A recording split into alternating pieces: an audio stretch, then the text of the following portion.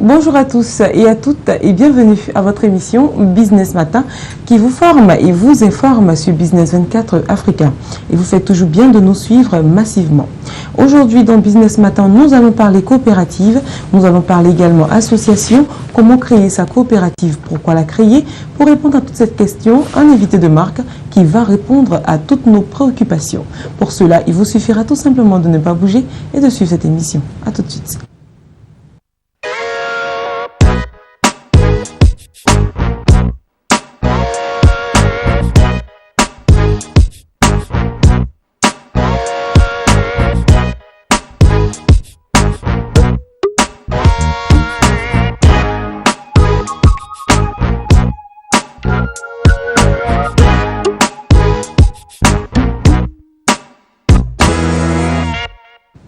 Je le disais tantôt dans Business Matin, aujourd'hui nous allons parler association, nous allons parler coopérative et pour cela je suis en compagnie de Monsieur Kwadio Jean-Baptiste qui est consultant et formateur en gestion de coopératives et d'entreprises associatives. Bonjour Monsieur Kwadio. Bonjour Madame. Bienvenue sur le plateau de Business Matin. Merci de me recevoir à Business 24. D'accord. Alors selon l'Alliance des coopératives nationales, pour vous, qu'est-ce qu'une coopérative ? Bien, c'est une définition qui est donnée par l'Alliance coopérative internationale. La coopérative, c'est une association de personnes volontairement réunies pour satisfaire leurs besoins et aspirations économiques, culturels, sociaux communs au moyen d'une entreprise dont la propriété est collective et où accent grave, je précise bien, et où le pouvoir est exercé démocratiquement. Alors, vous avez vu dans la définition, il y a plusieurs groupes de mots. Une coopérative, c'est une association autonome de personnes volontairement réunies pour satisfaire leurs propres besoins et leurs aspirations propres.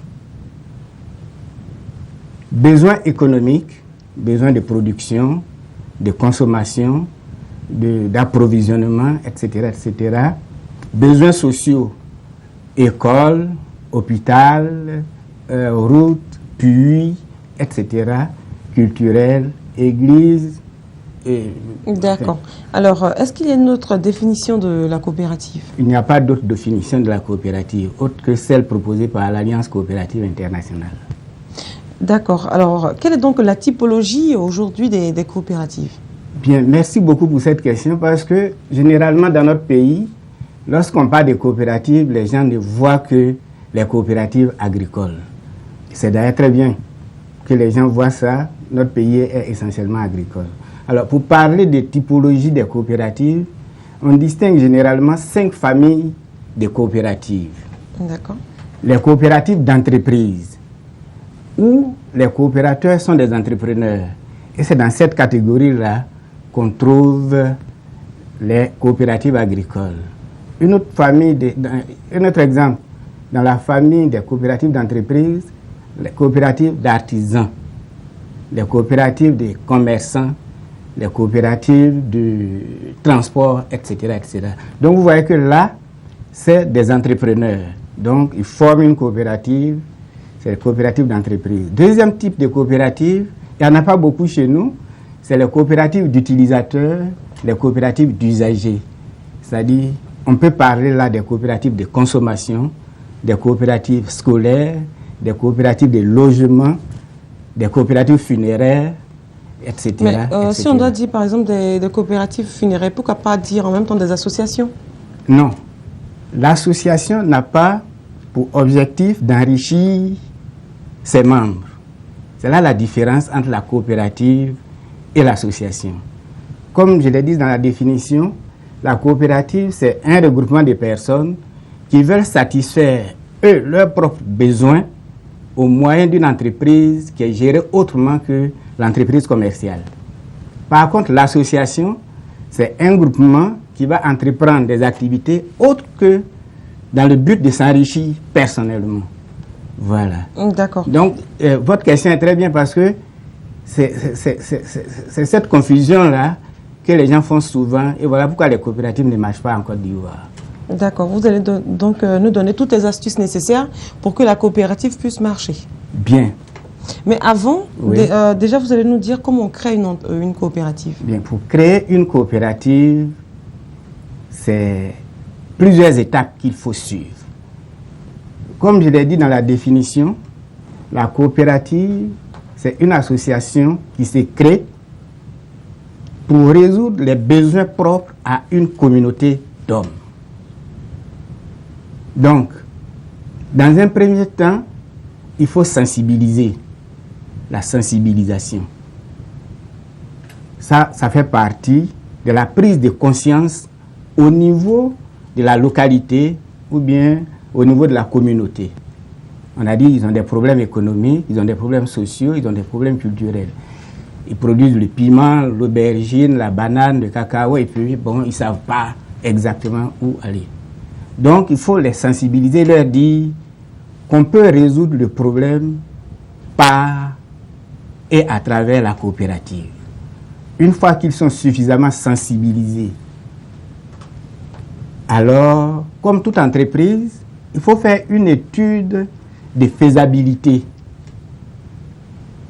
Après l'étude de faisabilité, il faut faire un plan d'affaires. L'étude de faisabilité va démontrer la faisabilité technique, la faisabilité commerciale, la faisabilité financière, la faisabilité juridique, la faisabilité sociale de l'entreprise. Le plan d'affaires va intégrer un certain nombre de facteurs pour intéresser les futurs coopérateurs à se mettre ensemble. Vous comprenez, vous conviendrez avec moi que aujourd'hui, si on crée une entreprise, si on vient vous voir et qu'on dit on va mettre, je ne citerai pas de nom, tel ou tel nom, que vous connaissez la personne sur le plan personnel, vous ne serez pas intéressé par cette entreprise si la personne a commis des délits. Donc voilà, le plan d'affaires va intéresser les personnes extérieures à la coopérative. Et une fois qu'on a fait le plan d'affaires, on va maintenant faire les statuts et règlements intérieurs. Après, on va aller en assemblée générale constitutive et là, on va élire un conseil d'administration. Après, le conseil d'administration, parce que les statuts seront adoptés, on va alors immatriculer la coopérative au greffe du tribunal de première instance du siège de cette coopérative. Et ça, c'est une nouveauté qui est apportée par l'acte uniforme OHADA sur les sociétés coopératives. D'accord. Alors, quels sont déjà les avantages pour à créer une coopérative? Les avantages, quels sont les avantages? Les avantages sont multiples. D'abord, au plan individuel. Peut-être là, vous allez me permettre de prendre un exemple après pour situer l'ensemble des téléspectateurs. Au plan individuel, il y a des avantages. C'est-à-dire quoi? On va pouvoir avoir, pour une coopérative agricole, les coopérateurs vont pouvoir avoir accès à des marchés inespérés lorsqu'ils sont tout seuls. Imaginez que je sois dans un village, que je produise, je ne connais que mon marché local. Alors que regroupé en coopérative, avec un bon directeur de coopérative qui a eu cette formation, il peut prospecter le marché local, le marché régional, le marché national, le marché extérieur. Tout seul, vous ne pouvez pas prendre votre sac de bananes et aller à Paris. Par contre, si vous êtes en coopérative et que vous regroupez tout ça, on obtient 10 tonnes, 20 tonnes, 30 tonnes de bananes et vous mandatez quelqu'un pour aller vendre ça au Burkina, au Nigeria, etc., etc. Donc, accès à des marchés plus porteurs. On obtient on vend nos produits à des prix plus élevés. Mais en même temps et parallèlement, on s'approvisionne moins cher en intrants. Imaginez une coopérative avec 1000 adhérents, 1000 coopérateurs qui consomment chacun 6 machettes par an. Ça fait 6000 machettes. Mais lorsque vous avez un bon directeur, il ne s'adresse pas au marché local. Il vient voir l'usine qui fabrique ces machettes et lui dit, écoute, moi, j'ai 6000 machettes à acheter dans l'année. Alors, automatiquement, les prix d'achat des machettes vont baisser. Donc, vous voyez qu'au plan individuel, on vend à des prix plus élevés, on achète moins cher, donc la marge augmente. Ça enrichit le coopérateur, ça résout un problème financier. Maintenant, au plan collectif, et c'est là que je vais prendre l'exemple pour qu'on comprenne mieux. Aujourd'hui, si vous allez sur le marché local, en tout cas moi j'ai fait le test, le kilo d'igname venant de Bondoukou, vous l'avez à peu près à 300-350 francs sur le marché à Abidjan. Et pourtant, le kilo, il se prend à 60 francs, 70 francs à Bondoukou. Vous voyez la marge. Bien. Supposons que les planteurs d'igname de Bondoukou, par exemple, se mettent en coopérative. Et que cette coopérative achète d'igname avec les planteurs, même à 70 francs au départ. Les frais généraux, transport, manutention, location de tout ça, globalement, ça tourne autour de 30 francs au kilo. Donc, le kilo revient à 100 francs et on le vend à 300 francs. On a une marge de 200 francs par kilo.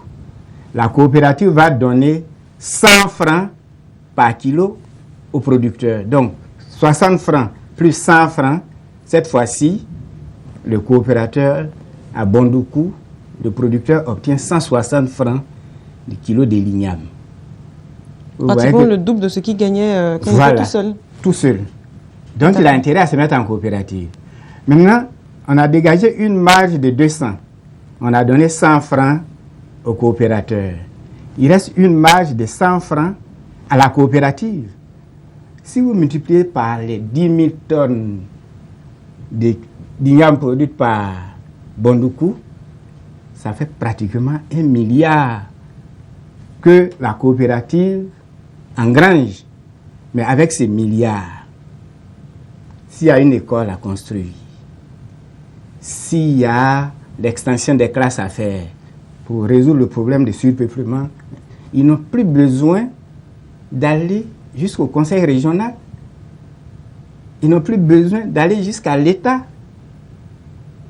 Si le centre de santé n'est pas pourvu en médicaments, sur les milliards, on prendra une partie pour doter le centre de santé. On va entretenir les pistes rurales. On va... enfin, les avantages au niveau individuel, vous avez dit tout à l'heure, le paysan est passé de 60 francs le kilo à 160 francs le kilo. Ça, c'est au niveau individuel. Et puis, au niveau collectif, c'est ce que je viens de citer tout à l'heure, et ça fait partie des principes coopératifs qui sont, on le verra tout à l'heure. Mais ce n'est pas fini. Lorsque vous allez décider au niveau de la coopérative de bâtir des écoles, de construire des hôpitaux, mais ça va faire appel à des entreprises. Ces entreprises vont embaucher de la main-d'œuvre. Donc, pour pouvoir créateur d'emplois par les coopératives.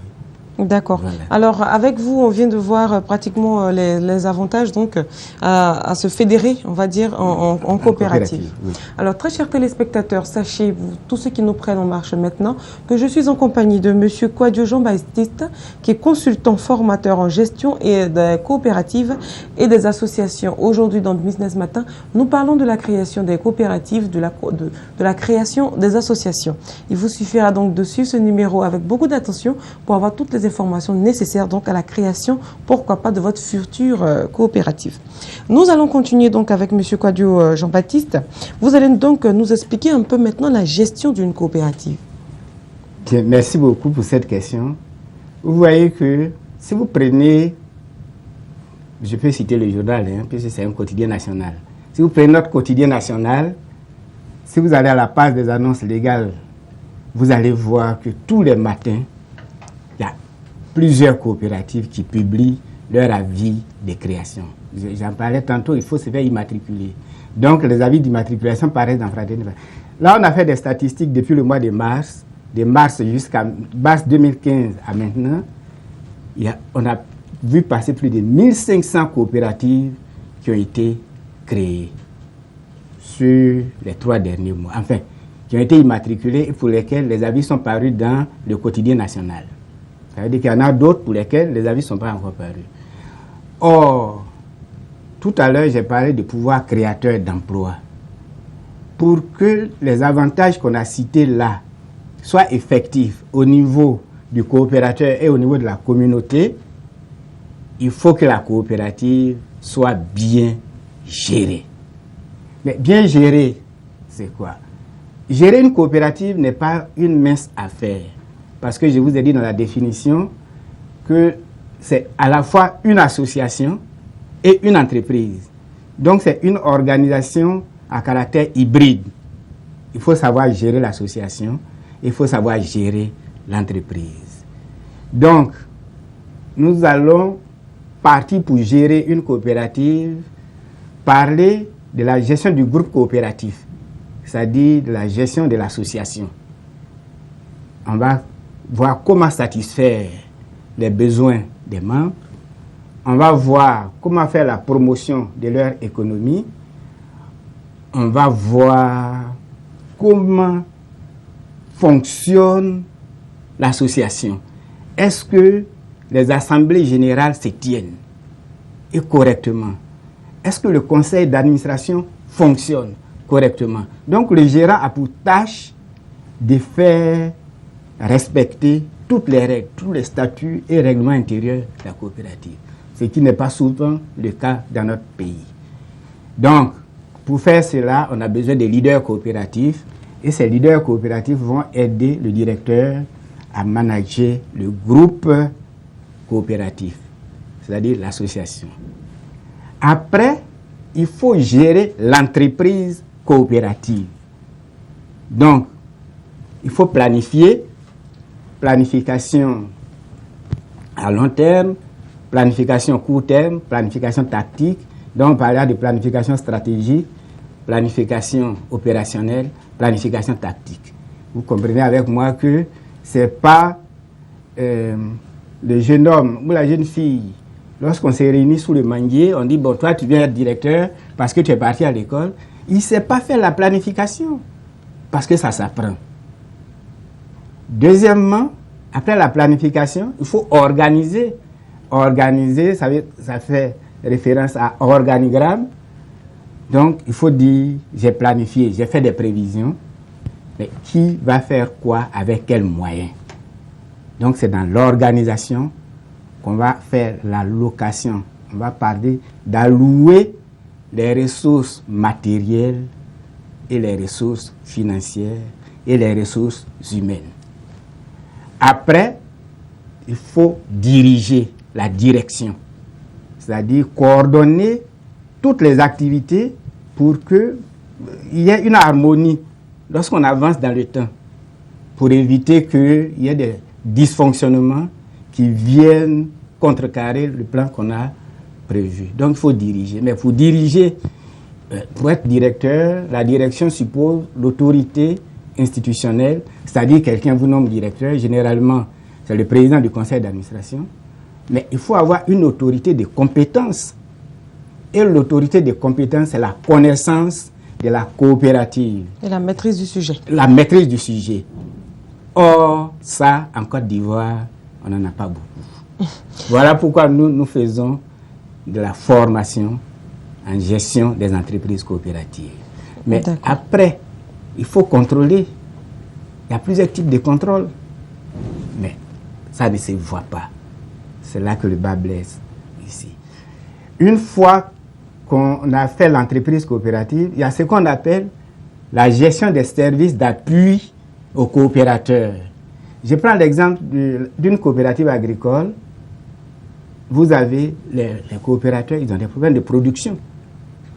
Qualité, quantité, mais ils ont des problèmes. Mais une fois que la production est là, il faut la récolter. Après, il ne faudrait pas que ce qui a été récolté reste dans les plantations. Il faut collecter, transporter. C'est des problèmes à résoudre. Mais quand ça vient au village, il faut pouvoir mettre ça dans un magasin. Sinon, votre produit reste sous la pluie ou bien sous le soleil. Ça déteint sur la qualité. Une fois que vous avez stocké, il faut commercialiser, trouver des clients au bon prix, au prix rémunérateur, comme je l'ai énoncé tantôt. Tantôt. Merci beaucoup. Et une fois qu'on a payé et qu'on a commercialisé, il faut venir donner la contrepartie au producteur. Parfois, vous regardez dans les journaux, on dit tel directeur de coopérative est parti avec l'argent des coopérateurs. Mais tout ça, ça s'apprend. Une fois qu'on a donné l'argent au coopérateur, ça ne se limite pas là, le rôle du directeur. Il faut lui apprendre la gestion de son revenu. Comment utiliser son revenu pour que le besoin qu'il voulait satisfaire et les aspirations qu'il voulait là, que ça arrive dans sa vie. Vous voyez que c'est pas une mince affaire comme j'ai envie de le dire. C'est pas une mince affaire. Or, généralement, ici, on se regroupe sous un manguier, on crée une coopérative, on dit on vient de créer une coopérative. Non, ce n'est pas encore une coopérative. Et heureusement que M. Kwadjo Jean-Baptiste est là pour nous apprendre tout ça. Et on aura encore d'autres émissions dans lesquelles on va développer un peu plus au fur et à mesure toutes ces notions que vous venez de nous apprendre aujourd'hui. Mais pour l'heure, M. Kwadjo Jean-Baptiste, la journée nationale des coopératives. Qu'est-ce que vous pouvez dire justement à tous ces coopérateurs qui nous regardent? Bien, merci beaucoup. C'est la journée internationale des coopératives qui a été décrétée par l'ONU. Et c'est le premier samedi du mois de juillet chaque année. Alors, à cette occasion, mon adresse va aller vers les pouvoirs publics qui aujourd'hui sont confrontés à un problème de chômage de la jeunesse. Il faudrait que ces pouvoirs publics-là attachent une importance aux coopératives qui vont résorber une masse importante de notre jeunesse, les orienter, les former pour qu'ils aillent diriger, comme je l'ai dit tantôt, les coopératives selon les normes. Parce que quand vous créez une coopérative avec 8 personnes dans le staff, ces 8 personnes, vous leur donnez des salaires. Ils vont consommer. Et comme ils consomment, ils provoquent la demande. Et comme ils provoquent la demande, il y a des industries qui s'installent pour satisfaire cette demande. Donc, ces industries qui s'installent, elles aussi, vont embaucher. Donc, vous voyez l'effet multiplicateur sur l'emploi. Ça fait boule de neige. Merci beaucoup. Donc, mon adresse, 1, c'est au pouvoir public. 2, dans notre pays, aujourd'hui, nous avons ce qu'on appelle les conseils régionaux. Vous voulez dire en Côte d'Ivoire, hein? En Côte d'Ivoire, oui. Les conseils régionaux et les districts. Mais c'est une aubaine pour eux, les coopératives. L'autonomisation des femmes. C'est une aubaine pour les conseils régionaux. Mais encore une fois, il faut que les coopératives se créent selon les standards et se gèrent selon les standards. D'accord. Merci beaucoup, M. Kwadjo Jean-Baptiste, de votre présence sur notre plateau.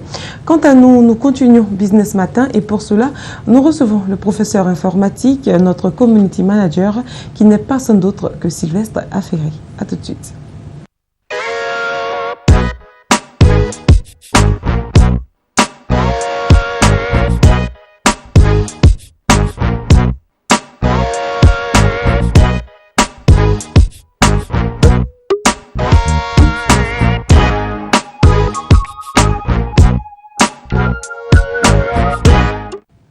Infotique, c'est maintenant. Bonjour Sylvestre Affery. Bonjour Noélie, bonjour à nos téléspectateurs. Alors, qu'est-ce que vous avez comme information pour nous aujourd'hui? Alors aujourd'hui, en fait, je viens apprendre à nos téléspectateurs à pouvoir améliorer la lecture des vidéos sous-titrées sur YouTube. Alors, généralement, lors de la lecture des vidéos sur YouTube, on a du mal à lire le texte. Et on peut préférer des sous-titres jaunes à des caractères plus grands. C'est plus facile en fait de le faire. Il suffit de cliquer sur l'icône des sous-titres captation, puis sur options. Une fois que c'est fait, on peut alors personnaliser le style du texte en changeant la couleur, augmenter la taille et même régler la transparence du fond. On clique sur Donne. quand on a fini, et sur Reset pour mettre les réglages aux valeurs d'origine. Voilà, si on veut revenir, je vais dire, aux valeurs précédentes. Donc la modification est immédiate et dès que c'est fait, c'est appliqué en même temps et on peut, je veux dire, lire nos vidéos sans problème. On peut aussi appuyer la touche plus ou la touche moins pour agrandir les lettres ou réduire les lettres pendant que nous sommes en train de lire la vidéo sur YouTube. Voilà. D'accord. Alors c'est tout ce que vous avez comme information pour nous? Oui, c'est tout. Merci beaucoup Sylvestre. Merci. Nous recevons un autre professeur. Il s'agit tout simplement d'Alex Mokhtar qui vient sur le plateau pour nous parler dans Panorama d'actions innovantes et novatrices en Afrique. A tout de suite.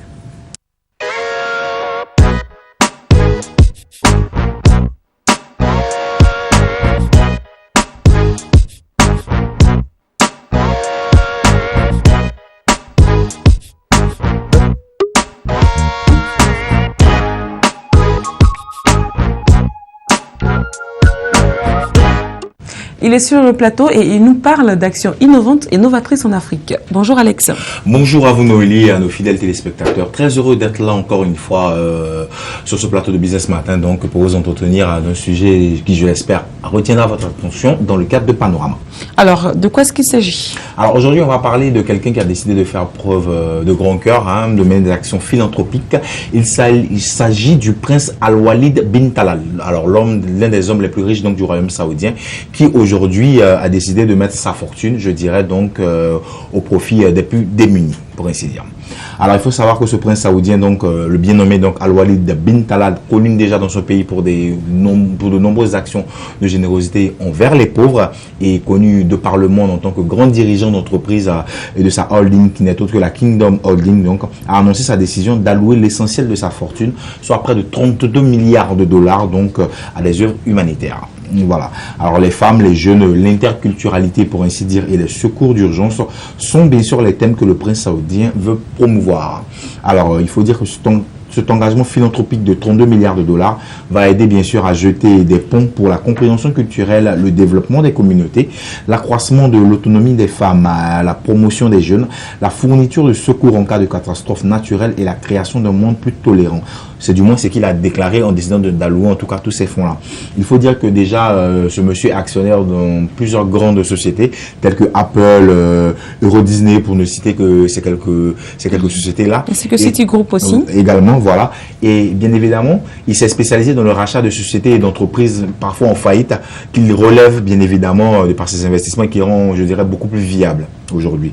Alors donc, il est aussi connu dans le monde arabe comme étant quelqu'un de très progressiste avec des idées, je dirais, assez occidentales, histoire de faire bouger un peu les lignes dans le monde arabe quand on sait que c'est un milieu assez fermé où les idées sont parfois un peu, je dirais, préconçues et on est un peu carré pour parler un peu de cette façon-là. Donc, il a décidé de venir en aide aux plus pauvres d'ailleurs et pour ce faire, il a décidé donc de travailler en partenariat avec la fondation Bill Gates qui va l'aider bien sûr à mettre en œuvre cet ambitieux projet-là.